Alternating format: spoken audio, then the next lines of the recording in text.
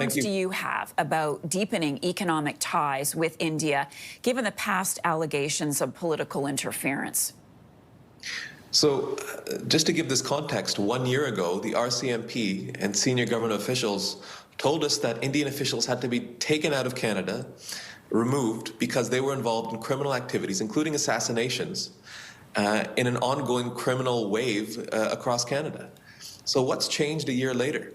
We're seeing this re-engagement with India, but it's not principled in any way. It actually comes off as really, really weak and appeasement, because this is all in the backdrop of shootings and murders across Canada, extortions. So what accountability has actually been brought in?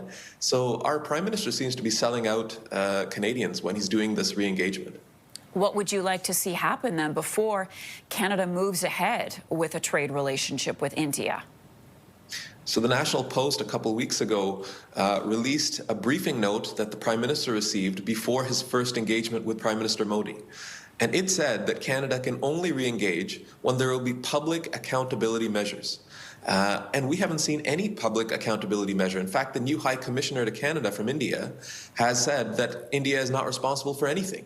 And it's absolutely ridiculous with this ongoing mounting evidence. And just the fact that India's new intelligence chief, the guy that heads up their intelligence wing, is a former Ottawa diplomat. They appointed him just a few months ago.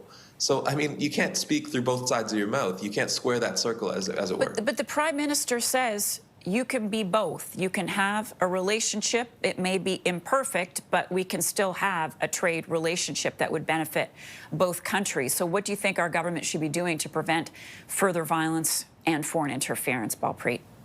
So, Marcia, let me just give you an example. Imagine there was news that the Russian government had hired Russian gangs to target Ukrainian dissidents in Canada, and there were multiple murders, extortions, assassinations.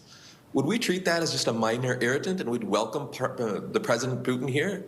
I mean, it wouldn't happen because it's absolutely unacceptable. So what makes it different for the Sikh community? We're talking about ongoing murders and duties to warn to members of my community, and there's no accountability and nothing publicly said to recognize the fact that the government of India is engaging in transnational oppression. So I just don't understand why this has to be different for my community. Balpreet Singh is the legal counsel for the World Sikh Organization of Canada. Balpreet, thanks so much. Appreciate talking with you this morning.